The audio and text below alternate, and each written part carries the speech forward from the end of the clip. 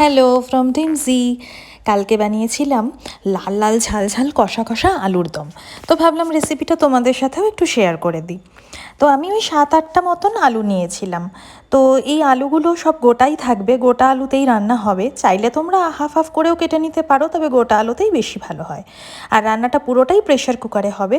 তো আলুর ভেতর যাতে ভালো করে মশলা ঢোকে সেই জন্য আমি কাঁটা চামচ দিয়ে আলুগুলোকে একটু ফুটো ফুটো মতো করে নিয়েছিলাম।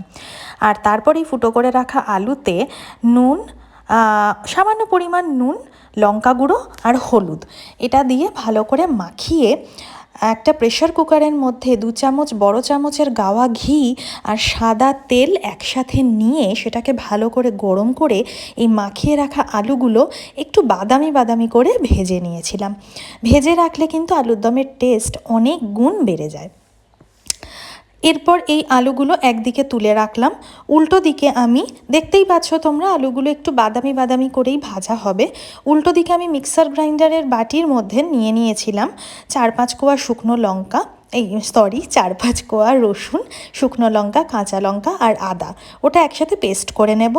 আর কেটে নেব 4-5টা পেঁয়াজ, একদম ঝিরিঝিরি মিহি মিহি করে কিন্তু পেঁয়াজটা কাটতে হবে।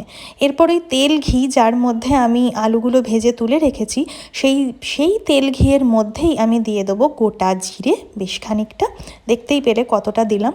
আর 1টা কি 2টো বড় এলাচ, 2-3টে ছোটো এলাচ, একটুখানি দারচিনি আর 1টা তেজপাতা, এটা গরম মশলা হিসেবেই কাজ করবে। তো এটা একটুখানি হালকা তাতা হয়ে গেলে, মানে একটু গরম হয়ে গেলে, মিহি করে কেটে রাখা পেঁয়াজ দিয়ে দেবো। আর তার মধ্যে দিয়ে দেবো ওই বাটনাটা, যেটা আদা রসুন লঙ্কার পেস্টটা।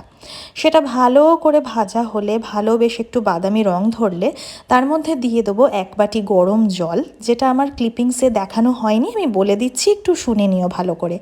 দিয়ে দেবো গরম জল, স্বাদ মতো নুন, মিষ্টি, কাশ্মীরি গুঁড়ো লঙ্কা, লাল লঙ্কার গুঁড়ো, সামান্য পরিমাণ হলুদ আর একটু বেশ খানিকটা ধনে, 1 চামচ ভর্তি চামচ ধনে। এইটা পুরোটা দিলেই কিন্তু এই গ্রেভির রঙটা এরকম চলে আসবে আর গ্রেভিটা একটু ভারী ভারীও হয়ে যাবে। আর তার মধ্যে দিয়ে দেবো অল্প সামান্য 4-5 চামচ জলে গুলে রাখা একটু তেঁতুলের কাঠ। এটা দিলেই কিন্তু ফুটতে শুরু করবে আর দেখতে পাবে গ্রেভির রঙটা একদম লালচে কালচে টাইপের হয়ে যাবে, ভারী ভারী হয়ে যাবে, সুস্বাদু একটা গন্ধও বেরোবে। এরপর ওটা ফুটতে থাকলে ওর মধ্যে দিয়ে দেবো ভেজে রাখা আলুগুলো দেওয়ার পরে এই ধরো 4-5 মিনিট মতন আমি ওটাকে কুক হতে দেব।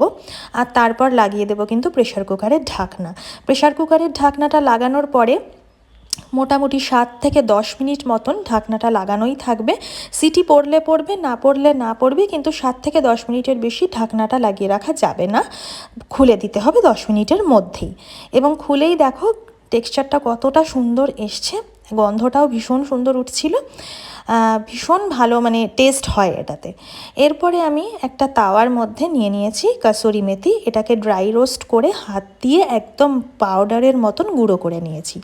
আর গ্যাস কিন্তু অফ করে দেব, গ্যাস কিন্তু ওই প্রেশার কুকারের ঢাকনা খুলবো, গ্যাস অফ করে দেবো, আর কিন্তু গ্যাস জ্বলবে না।